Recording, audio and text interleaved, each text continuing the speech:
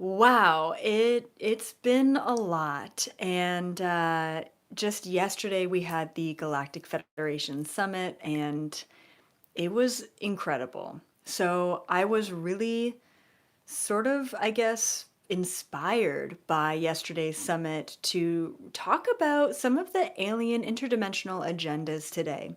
So I'm going to be covering sort of the main extraterrestrials that are interacting with planet Earth and why are they interacting with planet Earth? Like, what is their main purpose? What is their goal? What is their mission? What is their agenda? Why do they care about us? And I remember when I was first abducted, well, consciously abducted, back when I was 18. And side note, I say consciously abducted because I had many abduction experiences in childhood, and yeah, and I wasn't conscious of them until I got a regression much later on. So, suffice to say, without going into all of those stories, when I was first abducted, I was really sort of shocked that, yeah, I mean, of course, aliens are out there in the universe, but why are they here? Like, why do they care? Like, we're clearly still just developing. We're clearly still in our infancy as a civilization. We're essentially the cavemen of the universe. Like, back then I called us the ant-like species. You know, and so why would they bother with us? Especially at this time. So I wasn't shocked that I got abducted by aliens and oh my God, aliens exist.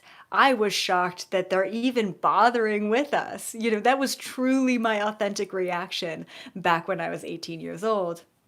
And so, fast forward through over a decade now, I can actually say that. I'm now 32. Well over a decade, I have been remote viewing, astral traveling, telepathically communicating, and of course, many, many other abduction experiences physically that has brought me to sort of a bit of a synopsis about why they're actually here. And if you haven't already seen my Prophecy Planet video, please go check that out because, in a lot of ways, that is going to allow you to better understand why humanity is special, why planet Earth is really quite unique. And so you can check that out. I think it's still on YouTube, and if not, it's definitely on my website as well. Okay.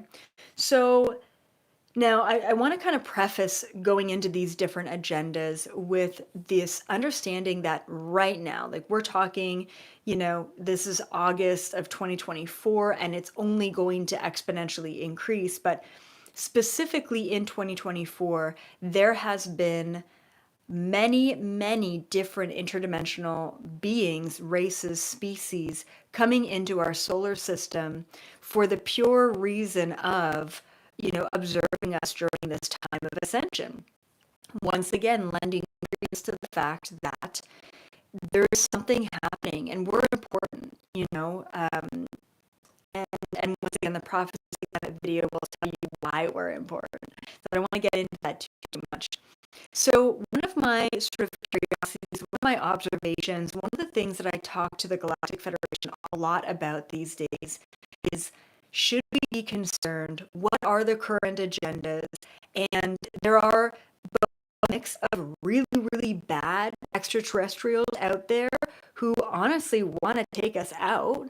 And there's a mix of really, really high vibrational, even like ascended master type of status extraterrestrials who want to help us ascend, who want to heal us, who want to show us the way. And if you think about where planet Earth is at right now, we are in the dichotomy. We are in the middle of the polarity. We have people who are struggling to survive, struggling to even find fresh water to drink. And then we have people who are riding around in Lamborghinis paying $500 for a t-shirt and has no clue where everyone else is at. And so, the polarity here on planet Earth is so right. And then we also have this huge influx of technology and AI and different sort of developments that are really helping evolve rapidly. But to be honest with you, I don't think that we have the necessary responsibility as a collective to even harness these technologies appropriately. And that gives me a lot of worry and a lot of concern. So, yeah, it's a very prime time right now, both on and off planet Earth, for these different alien ET agendas to influence us. As much as they're not technically allowed to influence us, because it would go against the law of non-intervention and our free will, it's happening. It's happening every day. And if you've been on my channel long enough, you know it's been happening. So before we get into, we're going to talk about the Reptilians, we're going to talk about the Greys, we're going to talk about the Anunnaki, we're also going to talk about the Angels and the Pleiadians today. As always, please take it or leave it, right? I mean, this information comes from my remote viewing, but, one of the things that I realize every day is that the only thing I know for sure is that I know absolutely nothing at all. I am one person with one perspective, with a handful of questions, and, and I remote view the questions that I have, but there's so many other questions, so many other answers, so many other species that I don't even touch upon. So, as always, take it if it resonates, leave it if it doesn't, no big deal. Right. And of course, if you're new here, welcome on in. Be sure to subscribe. That really does help me, and it's definitely a way that you can give your support, and it'll help other people find this channel as well. Speaking of which, we had an absolutely mind-blowing Galactic Federation meeting just yesterday. So if you're into aliens and conspiracies and agendas, and also we talked about reincarnating through the multiverse, and that was a message from the Ashtar Command who came in during the meeting. It was, I'm literally still just trying to figure out everything that we went into because it was a lot. And my dreams last night were wild. And then one other announcement before we dive in. You can see I'm wearing jewelry. I call it adornments. I go through periods of wearing a lot of it, wearing none of it. But I don't know if you guys knew, I just don't talk about it often enough. I have an entire crystal jewelry line. It is just crystal jewelry. It is specifically curated cosmic crystal jewelry. So check out this bracelet. It says gray on it. And then it has it has sacred geometry. So all of the jewelry has sacred geometry. I didn't draw it. I just channeled which lines to which frequency, and it's meant to amplify. So I actually have a golden gray. This is like a little talisman thing as well. And then this one is our New Earth mala that I like to wrap around as a bracelet. So these are all channeled. I channel all of the crystals that align to each of the different interdimensional species, and they are truly powerful. Anytime I have a headache, I wear a Pleiadian one. Anytime I feel like I'm getting psychically attacked, I wear an angel one, because the crystals actually naturally work as you go. So they're really pretty, but they're also functional as well. So check that out. It's lilyrosejewelryco.com. You should be able to find it on our shop page on my website if you can't find it online, but their website does come up. Okay, so Reptilians. I talk a lot about the Reptilians, so I won't get into their agendas too much, but I want to make a differentiation here today, because just yesterday in the Galactic Federation Summit, and for those of you watching this video way in the future, I want to mention that would be season 2024, episode 8. All right, if you want to check out that one, the multiverse one, and the Ashtar Command one. So yesterday we channeled, and I don't even remember how it came in. And when I say we, I mean I channeled the what are they called? Alpha Draconians? Yeah, Alpha Draconians, which apparently, I didn't know it was a thing. Apparently, these other reptilian beings, these Alpha Draconians, sorry. It came to me so clearly yesterday. Anyway, so they're like a more ancient version of reptilians, the ones that we have on planet Earth, and they actually look very different. So we also have to understand and realize that not only are there good or is my audio glitching? I'm sorry, you guys. I hope it's better.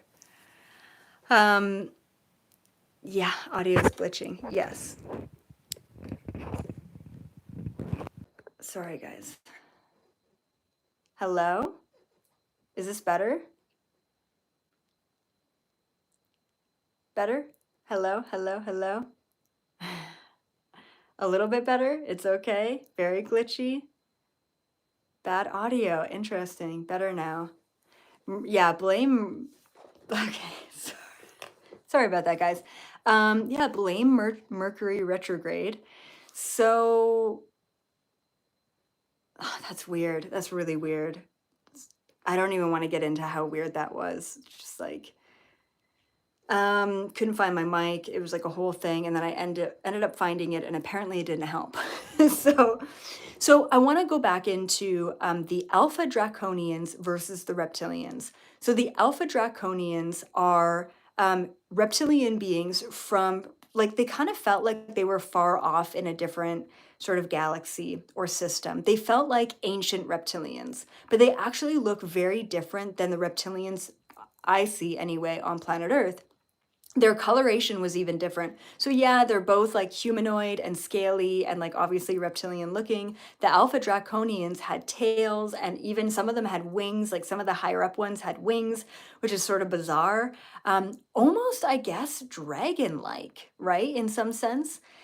And so they've now come into our solar system, and we talked to the Galactic Federation all about that just yesterday. So once again, guys, I know I was glitching out, but go check out the Galactic Federation summit that I had yesterday. It would be season 2024, episode 8.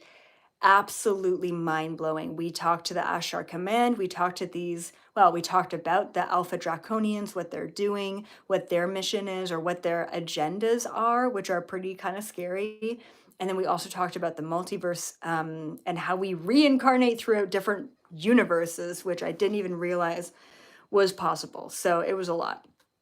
Okay, so once again, I talk about the reptilians a lot, but today I want to just like rehash what their main agendas are. So today we're going to talk about the Earthbound reptilians. And when I mean that, I mean the ones who have been here for a long time. So their main agenda is to control humanity. And they utilize control mostly through programming and manipulation. If you know about MK Ultra, that's sort of their ultimate programming mechanism, control mechanism over an individual person. But then we get even deeper, like television programming, for example, right? So yeah, manipulation and programming. So the Earthbound reptilians believe that this planet is rightfully theirs. They believe that they were here before humans were. And to be honest, they would be correct about that they were here before we were who we are today. You know, they were here before the Anunnaki came and spliced their DNA and sort of genetically mixed with us, right?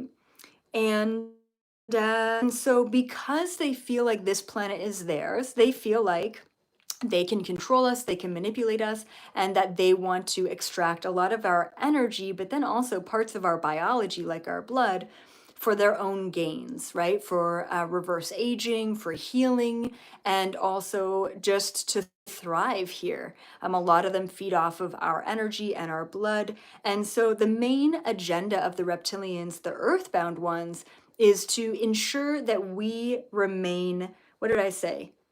Sterile. That's an important one because they think that our population is out of control. So they want us to remain sterile, passive, and dull. All right. Of course. So, and they have done a pretty damn good job at that so far. Now, when I go over the different agendas, just know that just because that's their agenda, that is their mission or their perceived purpose for them, it doesn't necessarily mean that that's the end result, like that's going to happen. So keep that in mind. And then the universal reptilians, the ones who are out, like kind of off planet reptilians, they are very similar to the Earthbound reptilians. They want more control, they want more power, they want more resources. I think not all reptilians are bad, right? We got to realize that there's good and bad in every species, just like there's good and bad humans, perceivably, right? And it's the same thing. I've met some great reptilians, I've met some not so great reptilians. So please keep that in mind. But yeah, there does seem to be sort of a through line of intention when it comes to the reptilians: control, power, a lot of greed. And this is why they end up fighting each other out there in the universe quite often. There's a lot of like Draco battles that go on and are continuing to go on right now because they're just fighting each other for resources, and they're both too stubborn to, look the other way, or, they just fight each other like perpetually. Okay, let's talk about the grays, okay? And I know, well, I mean, I know about both sort of branches of gray. I definitely really feel like I relate a lot to the grays. And I would say I communicate mostly with the Pleiadians and even the angels, but I come from a past lifetime where I was gray, and I really resonate with them, mostly from that past lifetime. Now, pretty much since I've said this publicly, a lot of people have all mentioned, grays are evil, they're bad, now you're evil, you're bad, or whatever, right? I've heard it. Now, I want to mention that there's definitely two really big groups of gray. And I also want to mention that there's many different subspecies of gray, like a lot of different subspecies of gray. And they all kind of have slightly different appearances, even slightly different skin tones, and they come from different places in the universe. So for me to say there's two main groups would actually be, shorting out a huge majority of the grays out there. But I do want to say that let's just bucket them into the good grays and the bad grays. So once upon a time, the grays that we know and love and hate on planet Earth, the ones that have been interacting with us, this is the group I'm going to talk about. And half of them, roughly, are bad and half of them are good. And they did branch off at a certain point. So this civilization or species of gray in our galaxy, they were highly, highly advanced at genetic manipulation. That was sort of their main thing, was genetics. And what they ended up doing was, to be efficient and effective, they cloned themselves over and over again. They're like, this is the ideal version of our body, so we're going to clone that ideal version of our body. But what ended up happening when you're cloning genetics over and over again is the life of a cell ends up, you get the half-life, and it basically the clones end up breaking down. At a certain point, when they're like, we're dying as a civilization, and we need to basically mix our genetics with another being's genetics in order to save our race. Half of them said, we're gonna basically invade a planet, we're gonna take what we want, and we're gonna move forward. And then the other half said, no, I'm not going to, go against the laws of the universe or the law of non-intervention in order to get what we need. So one half of this gray civilization basically became super greedy, super low vibrational, super like, I don't want to say evil because it's just such a strong word, but like really bad, really narcissistic, really just uncaring, really cold. And then the other part of this group branched off and said, yes, we do want to save our civilization, but we want to do it in an appropriate way. And they ended up joining the Galactic Federation. And then in that combination, they ended up sharing their knowledge and their technology with the Galactic Federation, and really moving into a place of wanting to give back and help and heal and ascend whoever they could, right? So obviously that's the part of the grays that I'm connected with. So let's talk about the bad grays for a second. So there are a lot of grays that are short and they are, I call them, or what do I call them here? Biological robots. I call them biological robots because their bodies are biological, but like it's almost like their bodies are empty. And then what happens is another being can come through their body to control them remotely. It's a remote controlled body from my experience, but of course, once again, I'm limited. I mean, I really have only touched upon a very small micro percentage of everything that happens out there. And so from my awareness, a lot of the biological grays are being utilized and taken over and manipulated by the reptilians. But I've also seen Anunnaki utilize these grays as well, and so on and so forth. You know, different species out there, which is also part of the reason why the grays get a bad name. But there are some very, very dark grays as well. So we've got both the good and the bad grays interacting with humanity. Mostly the bad, actually, I want to say, is interacting with humanity. And then we've got some sprinkles of good grays out there too. And then I do want to say, like I sort of mentioned, the good grays are about, you know, helping the Galactic Federation acquire, you know, knowledge and genetics and all of that great stuff. Yeah, and then so just keep in mind that there is a hybrid species called the Essassani, or sometimes they're referred to as the Sassani. I've only ever met a couple of them, but they are a growing population, and they are half human, half gray. And so this is a sort of a combination created by the good grays and the Galactic Federation to not necessarily advance humanity, but to, actually, I don't know what the, well, yes, okay. So part of the reason, there's got to be more reasons than that, but part of the reason for the Essassani creation is to help humanity eventually. And eventually they do want to bring the Essassani in their more human looking form to planet Earth to help us once again ascend. Who out there do we all know, or should you know, that is an Essassani being? Bashar. Bashar is an Essassani, which is pretty cool. All right. All right, so I do want to mention Anunnaki briefly, all right? So the Anunnaki, like I consider them to be sort of in the middle because half the Anunnaki I've met are not great, and they also have like a pretty bad history within the planet, or sorry, within the universe and within the galaxy. And then I would say that half the Anunnaki out there are actually really good. From the Anunnakis that I've met, like I really enjoy their company and our conversations, and they're so knowledgeable, and they may not be as unconditionally loving and heart-centered as, say, the angels or the Pleiadians, but they're just so knowledgeable, and they do want to help. The good ones anyway do want to help. Now, I want to give you a brief little background on what I've received and channeled and remote viewed from the Anunnaki. So out there in the universe, the Anunnaki are considered the seed planters of the universe, or sometimes they're actually considered the gods of the universe, but no ET species would ever call them that. The reason why they're considered, oh yeah, and then they're also considered the creator beings, but once again, there's other interdimensional beings that are also creator beings in an even more appropriate way, if that makes sense. But the reason why the Anunnaki are considered these seed planters is because they are responsible for a lot of the civilizations that are humanoid in nature.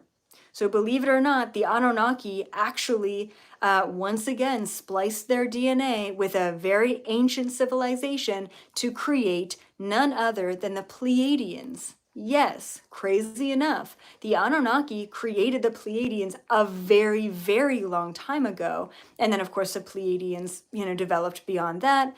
But a lot of the humanoid-looking beings were actually created by the Anunnaki. And like I said, you know, other things that I have not seen and remote viewed. But I thought that was really fascinating. Now, part of the problem with them being these creator beings is, and this is where the bad part comes in, the Anunnaki have a tendency to need something like resources, And then because they are so advanced, they do consume a lot of resources. So what they do is uh, they will create a civilization or advance a civilization genetically in order to get that civilization to do something for them and then say, yep, thank you, bye-bye, and they will leave. And they do this every single time. Now, obviously, the benefit to that is they don't want to rule over that civilization. They don't want to necessarily control them. They have before, but then it just becomes a waste of time. They really do just want to get what they want to get. And then when they leave, that civilization is sort of left to pick up the pieces, but that civilization now has highly advanced DNA, and then they evolve from there. So that happens a lot with the Anunnaki. And a lot of the Anunnaki that I talk to that are higher vibrational, it's not that they want to sort of correct what's happened, but they really do feel compassion for other lower vibrational civilizations, and they do want to help them, like go back and like say, hey, I'll help you to the finish line, which is really beautiful. Okay, so let's get into the higher vibrational beings. And this is probably no surprise to you, the angels, right? I mean, the angels are so incredible, and I'm sure most of you have met an earth angel. What I mean by that is a starseed or a galactic volunteer who decided to incarnate from an angelic lifetime into a human body. The reason why I say most of you have probably met someone, or you know someone, or you are that angelic hybrid is because there's a lot of them. There's a surprising amount of angel beings out there. And you guys are just so unconditionally loving, like almost to a fault, where you will forgive someone and forgive them and forgive them and forgive them, and they will continue to take advantage of you, and you will continue to suffer, and you will continue to be lacking because you just overgive. A lot of healers are angels incarnated as well. And they're really just here on a mission to help heal and give back. Yes. And then the Pleiadians, once again, no surprise. Pleiadians have a ton of unconditional love frequency, but they're also very much so leaders. And one of the things that I have noticed about Pleiadians, not just starseed Pleiadians, but also just Pleiadians out there, they're very, very justice and injustice oriented. That's what I find very often, is that they are very keen on correcting the injustices. And so if you're one of those people who get very riled up in relation to, the injustices and the, crime against humanity on this planet, then you might be a Pleiadian. If you want to know more about the different interdimensional beings and their missions and even their physical traits and attributes as a starseed, then read my book. It outlines everything. Yes, I have a ton of videos on aliens and hybrids and species and mission, and you can go to my website and search all of those keywords. But if you want one place where you can sit down and just take it in, I think it's chapter 17 of my You're Not Dying, You're Just Waking Up book. It really does outline the different missions on planet Earth and then the different attributes of starseeds based on the Anunnaki, the Reptilian, the Pleiadian, the Angel. Like, I literally go into it. So please check that out. And then the mission or the agendas of the angels, once again, to heal, and the agenda of the Pleiadians is wanting to lead humanity into a new and better age, right? I mean, we kind of knew that. I just have to mention it. Right, and once again, adamant about justice and empowerment. And yeah, that's all for me. So if you do enjoy aliens and conspiracies and agendas and all of that, go to my website, check out all of my videos there. And then also check out yesterday's Galactic Federation meeting. It is season 2024, episode 8, absolutely mind-bending. We had to go an extra 30 minutes over time because it was just too much stuff. And I'm so excited. Next month, season 2024, episode 9, it's going to be a mystery GFL, which means that I'm showing up with 0 questions, right? Instead of saying, well, why does the sun have solar flares and how are those solar flares affecting us? I'm going into it saying, what do you need us to know? And I'm going to be interviewing live a bunch of different interdimensional beings, different species, different, different careers, different missions themselves, all related to the GFL. And I'm going to ask them, like, what is your best, biggest piece of information, best piece of advice? What is the thing that you want to share with humanity at this time? So I'm excited to really give them the stage. Like, I think in so many ways, by asking a question, we're limiting ourselves to the answers that we could receive. So yeah, it'll be good. And we're definitely gonna make it an hour and a half for September.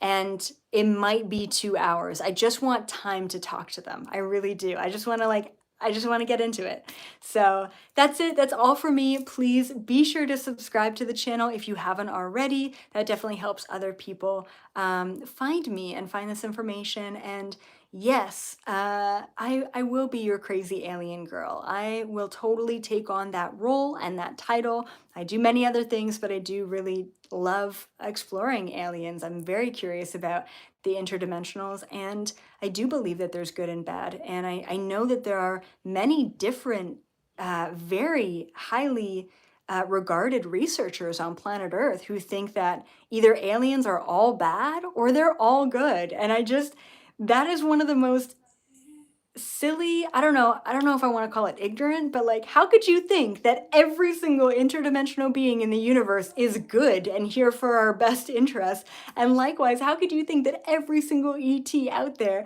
is bad and here for our worst interest? So go check out the Prophecy Planet video if you want to know more about why they are here and why we are so important. That is all from me. I love you guys so much. As always, I will see you in the fifth dimension frequency. Bye for now.